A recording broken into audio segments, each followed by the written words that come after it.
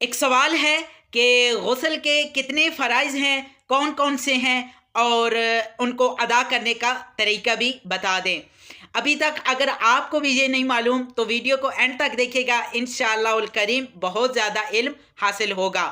لفظ علی کے 3 حروف کی نسبت سے عین، لام اور یا، ان 3 حروف کی نسبت سے غسل کے 3 فرائض ہیں۔ سب سے پہلا فرض ہے کلی کرنا، دوسرا فرض ہے ناک میں پانی چڑھانا، اور تیسرا فرض ہے پورے بدن کے اوپر پانی بہانا۔ اب کلی کا طریقہ یہ ہے کہ آپ منہ میں پانی لے کر دائیں طرف بائیں طرف اوپر نیچے زبان کی چاروں اطراف اچھے طریقے سے پانی کو گھما لیں، اور اگر دانت وغیرہ میں کوئی چیز لگی ہوئی ہے، کوئی ذرات وغیرہ پھنسے ہوئے ہیں، ان کو اچھے طریقے کے ساتھ چھڑا لیں، الگ کر لیں، اور ساتھ میں احتیاط یہ کر دی ہے کہ اگر روزہ ہے تو غرغرہ نہیں کرنا، ورنہ غرغرہ بھی کر لینا ہے۔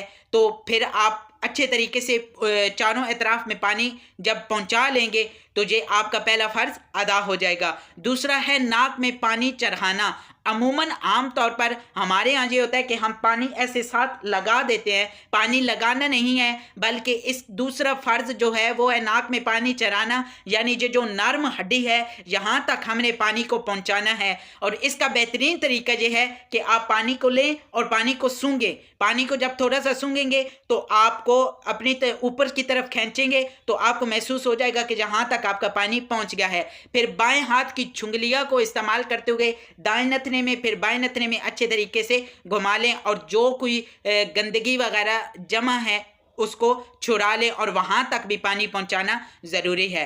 تیسرا فرض ہے پورے بدن کے اوپر پانی بہانا۔ تو اس کا طریقہ یہ ہے کہ پہلے دائیں طرف تین مرتبہ پانی کو اچھے طریقے کے ساتھ بہائیں، اور بازوں کو اوپر کر کے ہاتھ اچھے طریقے کے ساتھ ماریں، ٹھیک ہے، پورے جسم کے اوپر ہاتھ پھیریں تاکہ کوئی جسم کا حصہ خشک نہ رہے۔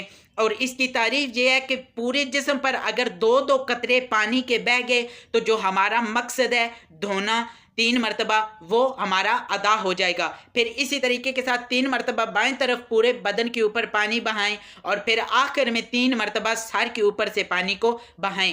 جہاں پر سپیشلی ان جگہ کا خیال رکھنا ہے جہاں پر جوڑ ہیں، جیسے جہاں پہ یہ ہمارا بازو فولڈ ہوتا ہے، ہماری یہ گھٹنے ہیں، اور پھر انگلیوں کا خلال اچھے طریقے کے ساتھ کر لینا ہے، اور ساتھ میں دونوں ہاتھوں کی ان انگلیوں کے استعمال کرتے ہوئے کان کے اندرونی حصے کے اندر بھی انگلی کو اچھے طریقے سے پھیر لینا ہے۔